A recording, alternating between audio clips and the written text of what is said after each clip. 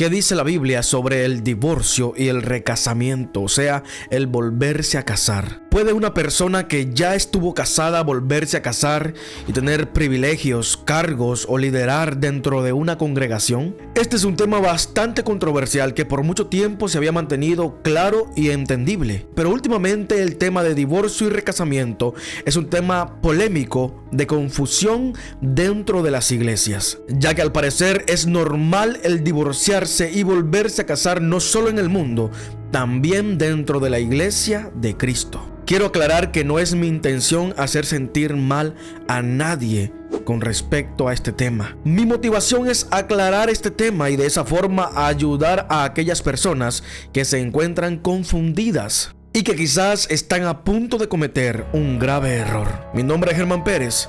Comencemos.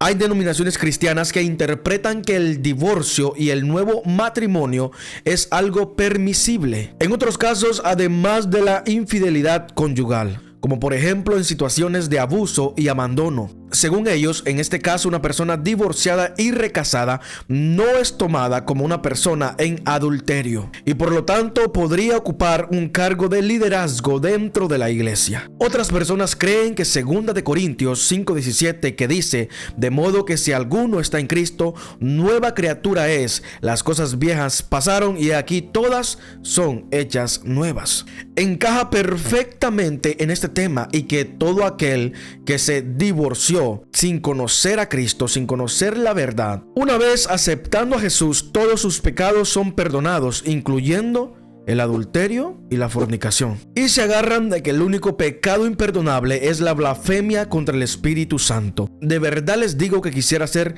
flexible con este tema y decir que estas posturas me convencen, pero la Biblia es bastante clara con este polémico tema. Mateo 5:32 dice: pero yo os digo que cualquiera que repudia a su mujer, a no ser por causa de fornicación, hace que ella adultere, y el que se casa con la repudiada comete adulterio. En este pasaje Jesús nos enseña que el divorcio solo es permisible en caso de infidelidad conyugal y que volverse a casar después de un divorcio injustificado es considerado adulterio. Mateo 19:9 dice: yo os digo que cualquiera que repudia a su mujer, salvo por causa de fornicación, y se casa con otra, adultera, y el que se casa con la repudiada adultera. Este versículo es similar al anterior y enfatiza que todo aquel que se vuelve a casar después de un divorcio injustificado, a no ser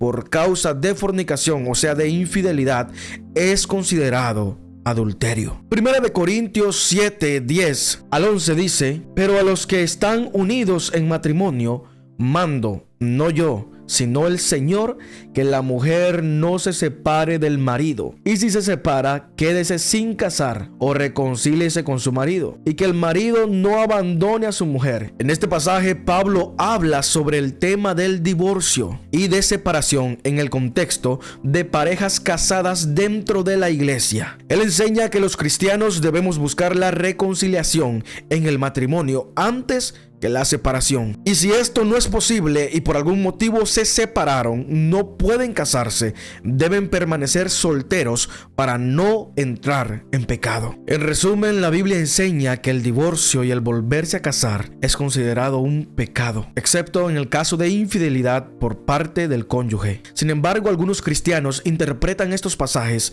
de forma diferente. Y en la actualidad hay una gran diferencia de posturas con respecto a este tema en muchas denominaciones. Vale recalcar que sin importar cuál sea nuestra postura, debemos demostrarnos de forma compasiva y amorosa con respecto a esta situación y mostrarnos de forma respetuosa con aquellas personas que han atravesado un divorcio o que se encuentran en un matrimonio en peligro de divorciarse. Basándonos a todo lo que hemos leído, podríamos decir que el divorcio y el nuevo matrimonio solo es permisible cuando por en medio hay una infidelidad. En este sentido, podríamos decir que una persona que se divorcia sin justificar su divorcio y se vuelve a casar estaría entrando en adulterio. Y respondiendo a la pregunta del inicio, por lo tanto, no sería apta para tomar cargo, privilegios o liderazgo dentro de una iglesia. Esto es lo que se entiende según la Biblia, que es nuestra máxima referencia de moralidad.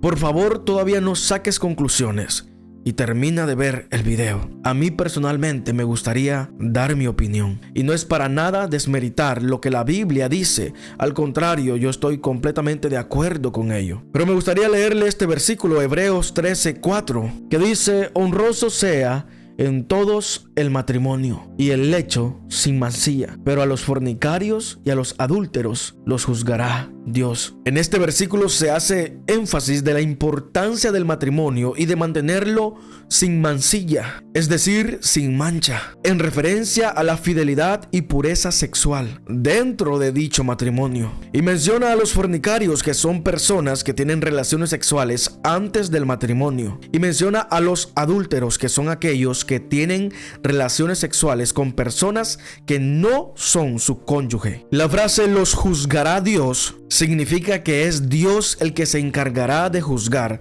a aquellas personas que han cometido estos pecados, y no los hombres. No este video, no su servidor, no aquellos que no están de acuerdo y que han sido groseros a la hora de señalar dicho pecado. Esto lo que nos quiere decir es que Dios es el juez final y su juicio es el que prevalecerá en las últimas instancias de este tema. Y podríamos decir en resumen que la Biblia condena la fornicación y el adulterio como pecado, pero también afirma que es Dios el encargado de juzgar este tipo de personas, ya que nosotros como seres humanos limitados podríamos no saber cómo pasaron las cosas. Podríamos estar juzgando y estar equivocados en hacerlo. Lo que sé que Dios es un Dios de misericordia, y usted y yo no le podemos decir qué pecado perdonar y qué pecado no perdonar. Nuestro trabajo como hijos de Dios es restaurar a aquellas personas que están buscando remediar sus errores. Déjeme leerle lo que dice Gálatas 6:1. Hermanos, si alguno fuere sorprendido en alguna falta, vosotros